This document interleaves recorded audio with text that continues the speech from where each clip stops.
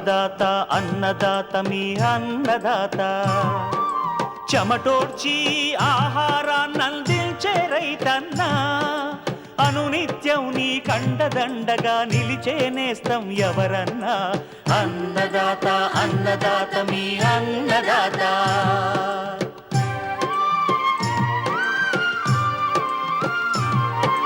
నూతన రీతుల సాగుబడికి నూరింతలు పెరిగే దిగుబడికి సూచనలిచ్చే సస్య రక్షణకు పశు పోషణకి శాస్త్ర విజ్ఞానం అందించి ముందుకు నడిపే తెలుగు రైతు భారతదేశానికి మకుటం అయ్యేలా తీర్చిదిద్దే ఆశయంతో మిమ్ము మేలు కొలిపేది అన్నదాత అన్నదాత అన్నదాత మీ అన్నదాత అన్నదాత అన్నదాత మీ అన్నదాత. అన్నదాత ప్రేక్షకులకు నమస్కారం.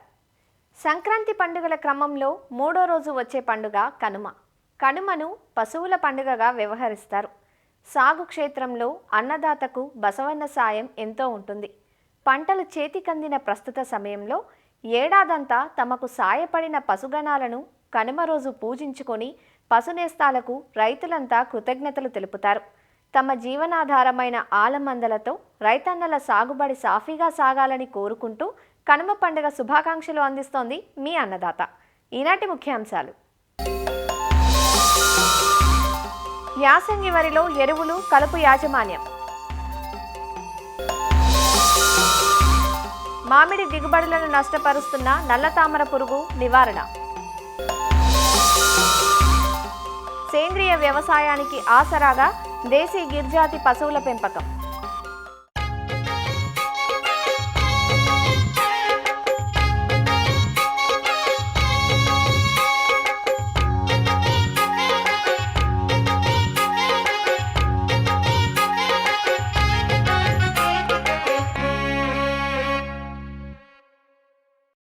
ఉభయ తెలుగు రాష్ట్రాల్లో రబీ వరి నాట్లు పడుతున్నాయి. అసలే చలికాలం. ఇప్పుడు ఉండే చల్లని వాతావరణంలో పెరుగుదల అంతంత మాత్రంగా ఉంటుంది.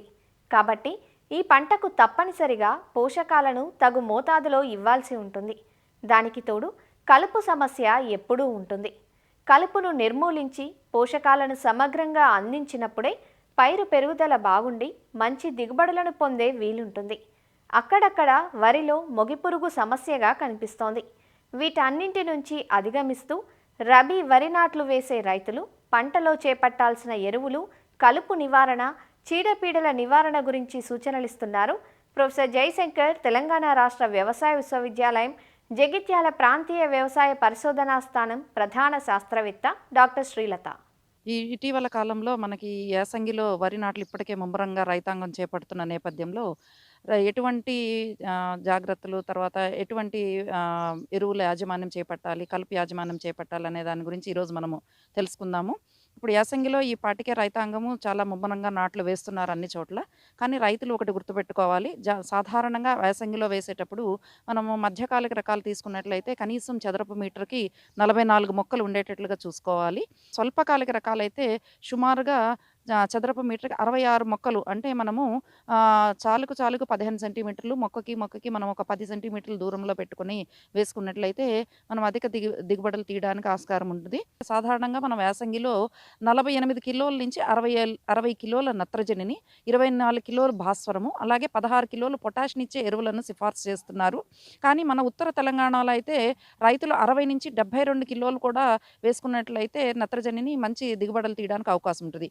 ఈ మొత్తం భాస్వరం ఎరువు అంటే 24 కిలోలు అంటే మనము మన డిఏపి రూపంలో చూసుకుంటే ఒక బస్తా డిఏపిని మనము ఈ మురగదమ్ము చేసినప్పుడే మనము వేసుకున్నట్లయితే దమ్ము చేసినప్పుడే వేసేసుకోవాలి మొత్తం భాస్వరము. అలాగే పొటాషినిచ్చే ఎరువులను మాత్రము సగం మోతాదుని మనము దమ్ము చేసినప్పుడు వేసుకోవాలి. సగం మోతాదును సాధారణంగా అంకురం దశలో వేసుకున్నట్లయితే మంచి దిగుబడులు రావడానికి అవకాశం ఉంటుంది. 45 కిలోల నుంచి 60 కిలోల నత్రజని ఎరువుని మాత్రము 1/4 వంతు మనము ఈ భాస్వరం పొటాష్తో కలిపి నాటు పెట్టినప్పుడు, అంటే దమ్ము చేసుకున్నప్పుడు వేసుకుని తర్వాత 3 దఫాలని దుబ్బు దశలోను, తర్వాత అంకురంకి ఒక 10 రోజుల ముందును, తర్వాత అంకురం దశలో కనుక వేసుకున్నట్లయితే మనం మంచి దిగుబడులు తీయడానికి ఉంది. ఇక రైతు సోదరులు నాటిన 3-5 రోజులకి మనం ఈ బుటాక్లోర్ అనే మందు 1 లీటర్ నుంచి 1.6 లీటర్లు ఒక ఎకరానికి 200 లీటర్ల నీళ్లు పిచికారీ చేసుకుంటే మనం ఈ కలుపు సమస్యను అధిగమించవచ్చు. లేనిపట్లయితే ప్రెటిలాక్లోర్ అనే మందు కూడా 500 మిల్లీలీటర్లు 200 లీటర్ల నీటిలో కలిపి ఒక ఎకరాకి పిచికారీ చేసుకున్నట్లయితే చాలా రకాల వెడల్పాకు కలుపు మొక్కలు, తుంగ, తర్వాత ఏకవార్షిక గడ్డి జాతి మొక్కలను కూడా మనం అదుపులో ఉంచుకోవచ్చు. బెన్సల్ఫిరాన్, మిథైల్ అండ్ ప్రెటిలాక్లోర్ అనే మందు కూడా 4 కిలోల గుళికలను 20 కిలోల ఇసుకలో కలిపి చల్లుకోవచ్చు. లేదు అంటే ప్రెటిలాక్లోర్ ప్లస్ పైరజోసల్ఫిరాన్ అంటారు, ఈరోజ్ అంటారు. ఇది కూడా ఎకరాకి ఒక 4 కిలోల గుళికలు మనం 20 కిలోల ఇసుకలో కలిపి చల్లుకోవచ్చు. ఈ గుళికల రూపంలో దొరకనట్లయితే ఈ ప్రెటిలాక్లోర్, పైరజోసల్ఫిరాన్ను ఈ మన ద్రావక రూపంలో కూడా దొరుకుతుంది. ఇదైతే మనకు ఒక 800 మిల్లీలీటర్లని మనము గనక పిచికారీ చేసుకున్నట్లయితే నాటిన 3-5 రోజుల్లోపు పిచికారీ చేసుకున్నట్లయితే మనం సమర్థవంతంగా ఈ కలుపు మొక్కల్ని అరికట్టవచ్చు. ఇంకపోతే ఎక్కడైనా తుంగ అనే కలుపు అధికంగా కనిపిస్తే ఈ పైరజోసల్ఫిరాన్ అనే మందు అంటే సాథి అని అంటారు. ఇది 80 గ్రాములు మందుని మనం ఒక 20 కిలోల ఇసుకలో కలిపి చల్లినట్లయితే మనకి తుంగ తర్వాత వెడల్పాకు కలుపు మొక్కలను మనం సమర్థవంతంగా అరికట్టుకోవచ్చు. ఇకపోతే సాధారణంగా ఒక్కొక్కసారి రైతులు యాసంగిలో వేసే వరిలో జింకు ధాతు లోపం కూడా కనిపిస్తుంది. కనుక తప్పనిసరిగా రైతులు ప్రతి 3 పంటలకు ఒకసారి మనం సిఫార్సు చేస్తున్నాము. లేని పక్షంలో కనీసం యాసంగిలో ప్రతి యాసంగి పంటకి ఒక 20 కిలోల జింక్ సల్ఫేట్ని మనం అడుగు మందుగా వేసుకోవచ్చు. లేదైనా పంట పైరుపై కనుక ఏమన్నా గమనించినట్లయితే మాత్రము 2 గ్రాముల జింక్ సల్ఫేట్ 1 లీటర్ నీటికి కలిపి 2-3 సార్లు సుమారుగా ఒక వారం వ్యవధిలో 2-3 సార్లు కనుక పిచికారీ చేసుకున్నట్లయితే మనం ఈ జింకు లోపం అరికట్టుకోవచ్చు. జింకు లోపం కనుక గమనించినట్లయితే ముందు జింకు లోపాన్ని అరికట్టుకొని తర్వాత పైపాటు నత్రజని ఎరువులు వేసుకున్నట్లయితే మనకి కొంచెము మొక్కలు పిలకలు మంచిగా వచ్చి అవకాశం ఉంటుంది. ఇకపోతే సాధారణంగా కొన్ని ఏరియాల్లో చౌడు నేలలు కూడా మనకి అక్కడక్కడ కనిపిస్తుంటాయి. ఈ చౌడు నేలల్లో గనక వేసుకునేటట్టయితే రైతులు ఒక జాగ్రత్తలు తీసుకోవాలి. లేత నారు వేయకుండా కొంచెం ముదురు నారు వేసుకున్నట్లయితే మనకి ఈ పిలకలు అవి కొంచెం బాగా వచ్చి ఉంటుంది. లేత నారు అయితే తొందరగా ఈ చౌడు భూముల్లో చనిపోవడానికి ఆస్కారం ఉంటుంది. కాబట్టి కొంచెం ముదురు నారు వేసుకోవాలి. ఇంకా కొంచెం ఆలస్యమైన పరిస్థితుల్లో, నాటు పరిస్థితుల్లో ఒకవేళ ముదురు నారు వేసుకోవాల్సిన వచ్చిన పరిస్థితుల్లో తప్పనిసరిగా కొసలు తుంచి నాటుకోవడం ఒకటి. అలాగే చదరపు మీటర్కి 44 మొక్కలకి తప్పకుండా మాత్రం పెట్టుకున్నట్లయితే మనకి కొంచెము మంచి దిగుబడులు రావడానికి అవకాశం ఉంటుంది. అలాగే నత్రజనిని కూడా సగం మోతాదుని మనం నాటు పెట్టినప్పుడే వేసుకొని మిగతా సగం మోతాదుని 2 దఫాలుగా పైపాటుగా వేసుకున్నట్లయితే ఈ ముదురు నారు వేసిన పరిస్థితుల్లో మనకి కొంత దిగుబడులు తగ్గకుండా ఉండడానికి అవకాశం ఉంది. డిసెంబర్ మాసంలోనే నాట్లు చేపట్టిన కొన్ని పొలాల్లో మనం ఈ కాండం తొలచు పురుగు ఉధృతిని కూడా ఎక్కువగా గమనిస్తున్నాము. ఈ ట్రైకోగామా గుడ్డు పరాన్న జీవిని ఒక 10 రోజుల వ్యవధిలో వదిలిపెట్టుకోవడం ఒకటి. తర్వాత ఏదంటే క్లోరిపైరిఫాస్ అనే మందు 2.5 మిల్లీలీటర్లు 1 లీటర్ నీటికి పిచికారీ చేసుకోవాలి. అదే దుబ్బు దశలో ఉన్నప్పుడు ఈ కార్బోఫిరాన్ 3G గుళికలు కూడా మనం ఎకరాకి 10 కిలోలు ఎకరాకి గనక గుళికలు కూడా మనం చల్లుకున్నట్లయితే ఈ కాండం తొలచు పురుగు అనేది మనం సమర్థవంతంగా అరికట్టుకోగలుగుతామండి. దుబ్బు దశ దాటి కూడా కొంచెము అంకురం దశలోకి ఎంటర్ అవుతున్న దగ్గర ఎక్కడైనా ఉన్నట్టయితే మనం ఈ కార్టాప్ హైడ్రోక్లోరైడ్ గుళికలను ఎకరాకి 8 కిలోలు వేసుకున్నట్లయితే బాగా పనిచేస్తుంది. లేదంటే క్లోరాంట్రిప్లోల్ అనేది కూడా 4.4G గుళికలు కూడా మనము ఎకరాకి 4 కిలోలు వేసుకోవచ్చు. లేదు అంటే ఈ క్లోరాంట్రిప్రోలు మనము 0.3 మిల్లీలీటర్ 1 లీటర్ నీటికి కలిపి పిచికారీ చేసుకున్నట్లయితే కూడా మనం ఈ కాండం తొలచు పురుగు అనేది అదుపులో ఉంచుకోవచ్చు. అగ్గి తెగులు కనుక రైతులు గమనించినట్లయితే ఈ ట్రైసైక్లోజోల్ అనే మందు 0.6 గ్రాములు ఒక 2.5 గ్రాముల మ్యాంకోజెబ్ ద్రావణం కలిపి పిచికారీ చేసుకున్నట్లయితే కొంత మనం అదుపులో ఉంచుకోవచ్చు అగ్గి తెగులు. లేదంటే ఐసోప్రోతలేన్ అనే మందు కూడా ఉంటుందండి. ఆ మందును కూడా లేదా 1.5 గ్రాములు 1 లీటర్ నీటికి, లేదు అంటే కానుగామైసిన్ అనే మందు 2.5 గ్రాములు 1 లీటర్ నీటికి కలిపి పిచికారీ చేసుకున్నట్లయితే మనం కొంచెం ఈ అగ్గి తెగుల్ని సమర్థవంతంగా అరికట్టుకోవచ్చు. ఇకపోతే రైతులు నీటి తడులు అనేవి యాసంగిలో సాధారణంగా మనం నీటి తడుల మీద ఆధారపడతాం కాబట్టి ఈ దుబ్బు దశ నుంచి కొంచెము మనం నీటి తడులు అనేది తగ్గకుండా చూసుకున్నట్లయితే మనకి అంకురము దశలో, తర్వాత గింజ కట్టే దశలో, తర్వాత పాలు పోసుకునే దశలో మనం నీటి ఎద్దడికి పంటను గురి కాకుండా చూసుకున్నట్లయితే మనం యాసంగిలో మంచి దిగుబడులు తీసుకోవడానికి అవకాశం ఉంటుంది.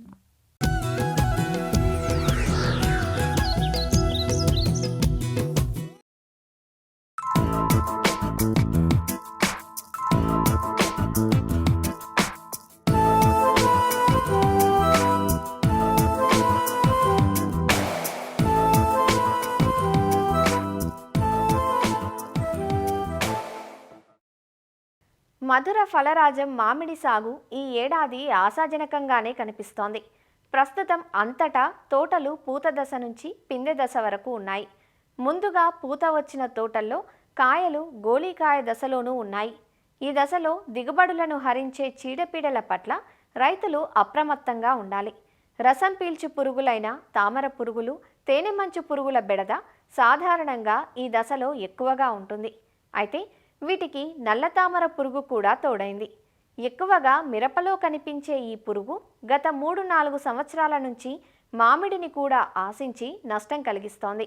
వీటి నివారణకు అవగాహన లోపంతో విచక్షణారహితంగా రసాయనాలను పిచికారీ చేయటం వల్ల ప్రయోజనం ఉండకపోగా రైతుకు పెట్టుబడులు భారంగా మారతాయి.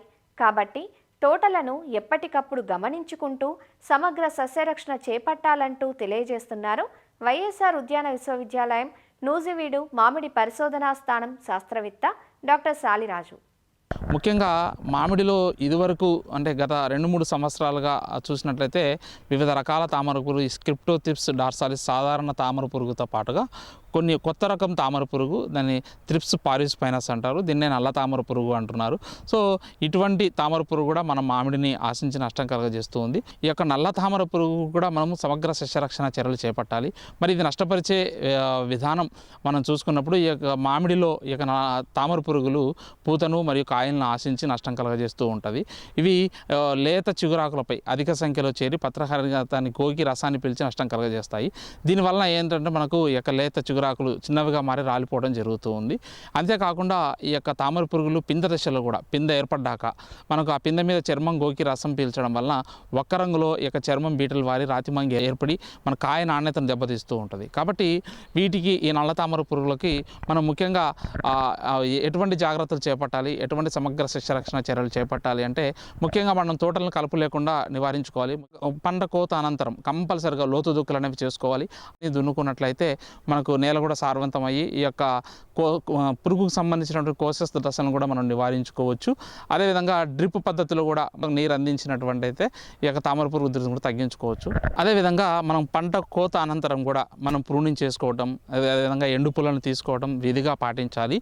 మరి ముఖ్యంగా సామూహికంగా ఇటువంటి మన విపత్కర పరిస్థితుల్లో ఈ తామర పురుగు ఉధృతి ఎక్కువైనప్పుడు సామూహికంగా నీలిరంగు జిగురట్టలు ఎకరానికి 40 నుంచి 50 చొప్పున ఏర్పాటు చేసుకున్నట్లయితే ఈ తామర పురుగు తల్లి పురుగులను మనము నివారించుకోవచ్చు. అదేవిధంగా మనకు పూత దశ నుంచే కంపల్సరిగా వేప సంబంధిత మందులైనటువంటి యొక్క అజాడిరెక్టిన్ 3000 ppm 3 మిల్లీలీటర్లు 1 లీటర్ చొప్పున కలుగుని పిచికారీ చేసుకోవాలి. ఇక చివరి దఫాగా మాత్రమే మనము సిఫారసు చేసినటువంటి యొక్క రసాయనిక మందులైనటువంటి మనకు ఫిప్రోనిల్ అయితే 2 మిల్లీలీటర్లు, లేకపోతే ఇమిడాక్లోప్రిడ్ అయితే 0.3 మిల్లీలీటర్లు, లేకపోతే థయామెథాక్సామ్ అన్న మందును 0.3 గ్రాములు, అదేవిధంగా స్పైనోసాడ్ అన్న మందు 0.3 మిల్లీలీటర్లు, లేకపోతే ఫ్లూక్సామెటమైడ్ అన్న మందును 1 మిల్లీలీటరు 1 లీటర్ చొప్పున కలుపుకొని దానితో పాటుగా కంపల్సరిగా వేప లేదా గానుగ నూనె 3 మిల్లీలీటర్ కలుపుకొని పిచికారీ చేసుకోవాలి. వీటితో పాటుగా మనకు బయోపెస్టిసైడ్స్ అనేటువంటి మెటరైజం కానీ, లేకపోతే బెవేరియా బెసియానా కానీ, లెకానిసిలియం లెకాని కానీ 5 గ్రాములు 1 లీటర్ చొప్పున కలుపుకొని పిచికారీ చేసుకోవాలి.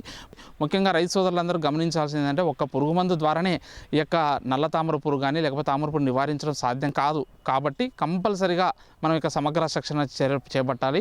అలా ఒక చెట్టు మొదలను కూడా శుభ్రంగా చేసుకుని ఒక చెట్టుకు 5 కేజీలు వేపపిండి వేసుకోవటం, దాంతో పాటుగా మనకు 10 నుంచి 15 కేజీలు మనకు వర్మీ కంపోస్ట్ కూడా వేసుకున్నట్లయితే మనం కోశస్థ దశను కూడా వాటిని నివారించుకొని నాణ్యమైనటువంటి మామిడి దిగుబడిని మనం సాధించవచ్చు.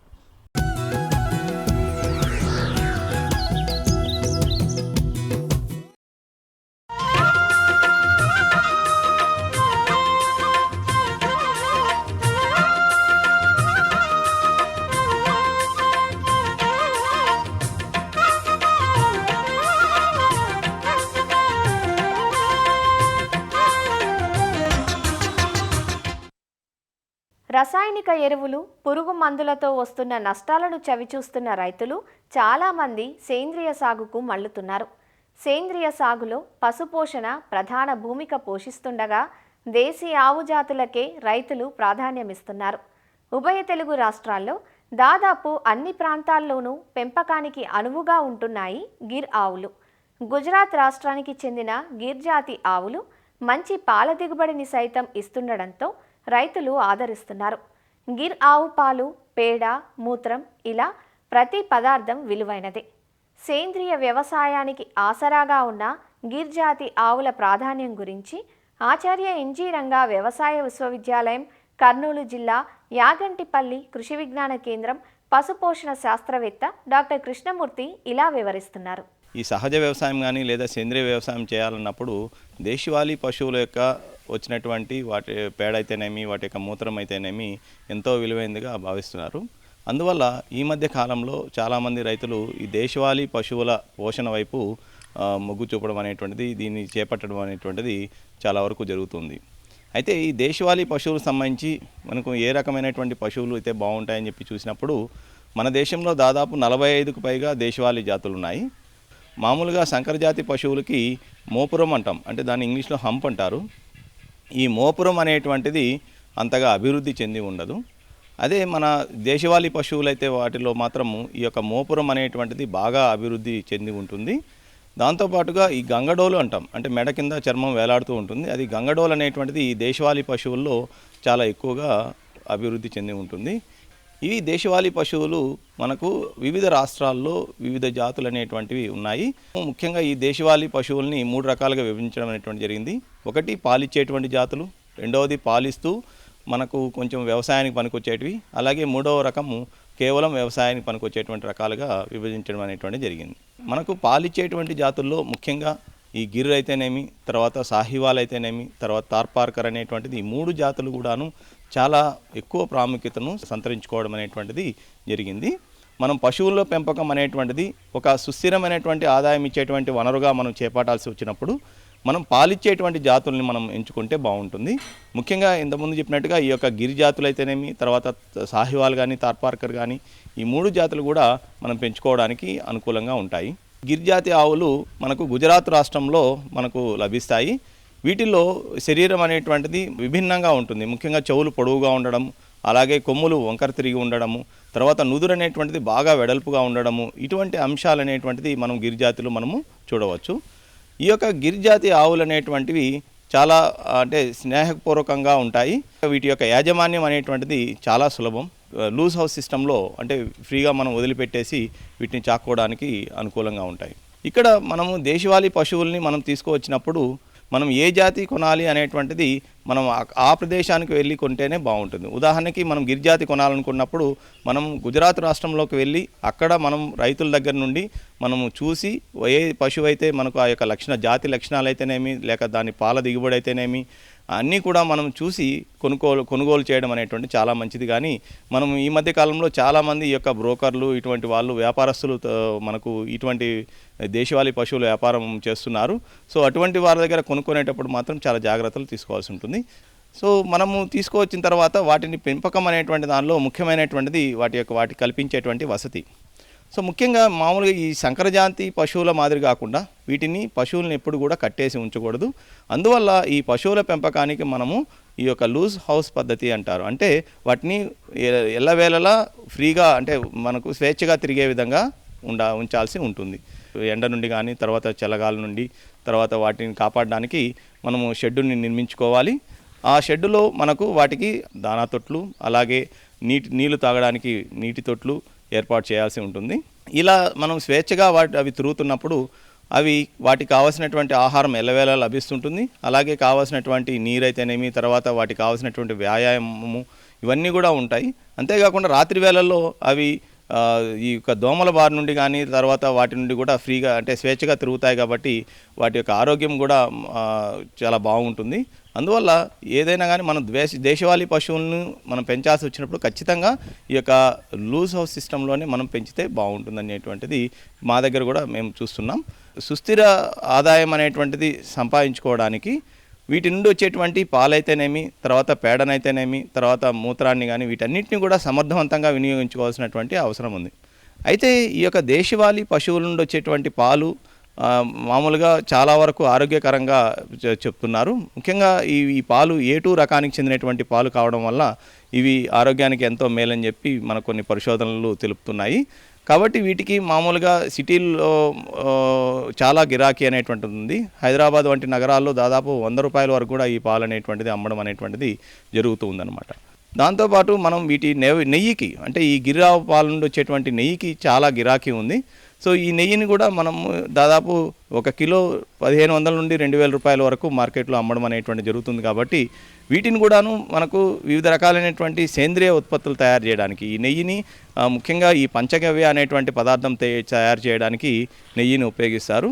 మరీ ముఖ్యంగా చెప్పాలంటే ఈ దేశవాళీ పశువుల పెంపకంలో ఈ యొక్క వాటి నుండి వచ్చేటువంటి పేడ అలాగే మూత్రం ఈ రెండూ కూడా చాలా విలువైనటువంటివి. ఈ యొక్క పేడ అనేటువంటి దాన్ని మనము ఈ యొక్క ఘనజీవామృతం అయితేనేమి, తర్వాత ద్రవజీవామృతము, సో ఇటువంటి సేంద్రియ ఉత్పత్తులు తయారు చేయడానికి ఉపయోగించుకోవచ్చు. అలాగే వీటిని మీకు ఏదైనా మనకు ఎక్కువ ఉన్నటువంటి పేడని మనము వానపాముల ఎరువు తయారీకి వాడుకోవచ్చు. సో ఇలా మనం సేంద్రియ వ్యవసాయం కావాల్సినటువంటి ఉత్పత్తులన్నీ కూడా తయారు చేసి మార్కెటింగ్ చేసుకోవడం ద్వారా మనకు దీని నుండి ఆదాయం కూడా పొందవచ్చు. అలాగే మూత్రం అనేటువంటిది ముఖ్యంగా ఈ యొక్క దేశవాళీ పశువుల నుండి వచ్చేటువంటి మూత్రం చాలా విలువైనదిగా చెప్తాము. సో ఈ మధ్య కాలంలో వీటి నుండి ఈ యొక్క మూత్రం నుండి వచ్చినటువంటి మూత్రాన్ని ఈ యొక్క కాచి దాన్ని చల్లార్చిన తర్వాత వచ్చినటువంటి దాన్ని అర్క్ అనేసి అంటారు. ఈ అర్కం అనేటువంటిది చాలా రకాలైనటువంటి ఆయుర్వేద వైద్యంలో ఉపయోగిస్తున్నారు. సో ఈ అర్కం అనేటువంటిది దాదాపు అంటే ముఖ్యంగా క్యాన్సర్ వంటి రోగాలను కూడా నయం చేసేటువంటి శక్తి ఉందన్నట్టుగా చెప్తున్నారు. కాబట్టి దాన్ని కూడా అలాగా మనము ఒక అర్కం అనేటువంటిది తయారు చేసి దాన్ని కూడా మార్కెటింగ్ చేసుకోవడం ద్వారా ఆదాయం అనేటువంటి సంపాదించుకోవచ్చు. ముఖ్యంగా ఈ పంటలకి ఏదైతే చీడపీడలు రాకుండా దానికి స్ప్రే చేసుకోవడానికి కూడాను ఈ యొక్క మూత్రాన్ని కూడా మనం రైతులకు అందించడం ద్వారా ఆదాయాన్ని సంపాదించుకోవచ్చు. ఇవన్నిటితో పాటుగా ఏదైతే వీటి నుండి వచ్చేటువంటి మిగిలినటువంటి ఈ యొక్క షెడ్లు కడగడం ద్వారా అయితేనేమి, తర్వాత వీటి నుండి వచ్చేటువంటి మూత్రం అంటే మిగిలిన ఈ యొక్క మూత్రము పేడ ఇవన్నీ కూడాను వృధా కాకుండా వీటన్నిటినీ కూడాను ఒక కుంటలో మనము కలెక్ట్ చేసుకొని దాన్ని మనం బయో యూరియా అంటాం, అటువంటిది కూడా తయారు చేసుకోవడానికి మనం ఉపయోగించుకోవచ్చు. ముఖ్యంగా ఏదైతే పశువుల కొట్టాల నుండి వచ్చేటువంటి వ్యర్థ పదార్థాలు ఉంటాయో వాటిని పశువులకు పక్కనే ఒక చిన్న ఒక 10 అడుగుల పొడవు అలాగే 5 అడుగుల వెడల్పు ఒక 5 అడుగుల లోతు గుంటను తవ్వి దానిలో మట్టిని మనము వేసి ఆ మట్టి వీలైతే ఇసుక ఒక 2:1 నిష్పత్తిలో వేసి ఈ షెడ్ నుండి వచ్చేటువంటి వ్యర్థ పదార్థాలన్నింటినీ కూడాను అందులోకి పారేటట్టుగా చేసినట్లయితే అదంతా కూడా అందులో ఉండేటువంటి పదార్థాలన్నీ కూడాను ఏదైతే పోషకాలు ఉంటాయో అవన్నీ కూడా ముఖ్యంగా నత్రజని అయితేనేమి, భాస్వరము, పొటాషియము ఇవన్నీ కూడా వాటిలో నిక్షిప్తమైపోతాయి. వీటితో పాటు ముఖ్యంగా చెప్పాలంటే ఈ యొక్క భూమికి ఏదైతే మనం జీవం అంటున్నాం, సో ఆ జీవాన్ని కలిగించేటువంటి బ్యాక్టీరియా ఏదైతే ఉందో అవన్నీ కూడా అందులో నిక్షిప్తమవుతాయి. కాబట్టి ఒక 2-3 నెలల పాటు అందులోకి ఊరినటువంటి ఆ యొక్క మట్టిని మనము బయో యూరియా అనేసి అంటారు. దాన్ని తీసుకుపోయి పొలానికి మనం వేయడం ద్వారా చాలా వరకు మనము ఈ యొక్క పొలం యొక్క సారాన్ని పెంచడానికి వీలవుతుందన్నమాట. సో ఈ విధంగా మనం ఏదైతే దేశవాళీ పశువుల పోషణ చేపట్టేటప్పుడు వాటి యొక్క జాతుల ఎంపిక, అలాగే వాటి నుండి వచ్చేటువంటి వాటికి కావాల్సినటువంటి వసతిని నిర్మించుకుంటూ వాటికి కావాల్సినటువంటి ఆహారాన్ని ముఖ్యంగా పచ్చి మేతల్ని మనం వాటికి అందించాలి. సో ముఖ్యంగా ఈ పచ్చి మేతల్లో మనకు ఇప్పుడు ఈ యొక్క సూపర్ నేపియర్ అనేటువంటి రకం చాలా బాగుంది. ఈ యొక్క సూపర్ నేపియర్ రకంలో మనకు దాదాపు 15% వరకు మాంసకృతులు ఉన్నాయి. కాబట్టి ఇటువంటి పచ్చి మేతని మనము ప్రతిరోజు కూడాను 10 నుండి 15 కేజీలు ఒక్కొక్క పశువుకి అందించినట్లయితే పాల దిగుబడి బాగుంటుంది. దీంతో పాటుగా మనకు సంవత్సరం పొడవునా ఈ యొక్క ఎండు మేత అయినటువంటి వరిగడ్డ అయితేనేమి లేదా జొన్న చొప్ప వంటివి కనీసం 5 నుండి 7 కేజీల వరకు మనం అందించాల్సి ఉంటుంది. అలాగే దానా అనేటువంటిది ఖచ్చితంగా మనము పశువులకి ఈ యొక్క వాటి యొక్క బరువు, అలాగే పాల ఉత్పత్తి, అలాగే వాటిలో ఉండేటువంటి ఈ యొక్క వెన్న శాతము, ఈత అనేటువంటి అంశాల ఆధారంగా లెక్కించి మనం కానీ దానా అనేటువంటిది ఇచ్చినట్లయితే మనకు ఖచ్చితంగా దానా మీద పెట్టేటువంటి వ్యయం అనేటువంటి తగ్గుతుంది. దీనికోసము మనం శ్రీ వెంకటేశ్వర పశువైద్య విశ్వవిద్యాలయం వారు ఈ యొక్క ఆండ్రాయిడ్ అప్లికేషన్ కూడా ఒకటి రూపొందించడం అనేటువంటి జరిగింది. సో దాన్ని రేషన్ ఫార్ములేటర్ అంటారు. సో ఈ యొక్క రేషన్ ఫార్ములేటర్ అనేటువంటి ఈ యొక్క అప్లికేషన్ ద్వారా మనం కానీ ప్రతి పశువుకు కూడాను ఎంత ఆహారం ఇవ్వాలి, ముఖ్యంగా పచ్చిగడ్డి ఎంత ఇవ్వాలి, ఎండుగడ్డి ఎంత ఇవ్వాలి, దానా ఎంత ఇవ్వాలి అనేటువంటిది క్యాలిక్యులేట్ చేసి కానీ మనం లెక్కించి కానీ మనం కానీ పెట్టినట్లయితే మనకు ఈ యొక్క పశువులకు ఇచ్చేటువంటి ఈ యొక్క మేత ఖర్చు అనేటువంటిది చాలా వరకు మనం తగ్గించడంతో పాటు దానికి కావలసినటువంటి పోషకాలన్నీ అందించడం ద్వారా పాల ఉత్పత్తి కానీ వెన్న శాతం కానీ పెరగడం అనేటువంటిది మేము గమనించడం అనేటువంటి జరిగింది. ఈ విధంగా మనం పశువుకి కావలసినటువంటి పోషకాలన్నీ కూడా అందిస్తూ ముఖ్యంగా వాటి నుండి వచ్చేటువంటి పాలైతేనేమి, తర్వాత పేడ, మూత్రము, అన్నిటిని కూడా సమర్థవంతంగానే ఉపయోగించుకోగలిగితే మనం ఖచ్చితంగా ఈ యొక్క దేశవాళీ పశువుల పోషణ ద్వారా మంచి ఆదాయాన్ని అనేటువంటిది పొందవచ్చు. మరిన్ని విభిన్న అంశాలతో రేపటి అన్నదాతలో మళ్ళీ కలుసుకుందాం. నమస్కారం. అన్నదాతలు తమ సందేహాలు సమస్యలను 1800-425-4085 టోల్ ఫ్రీ నెంబర్లో ఉదయం 10 గంటల నుంచి 11 గంటల మధ్య పని దినాలలో సంప్రదించగలరు. ఈ కార్యక్రమాన్ని యూట్యూబ్లో www.youtube.com/annadaata ETV లింక్ ద్వారా వీక్షించవచ్చు.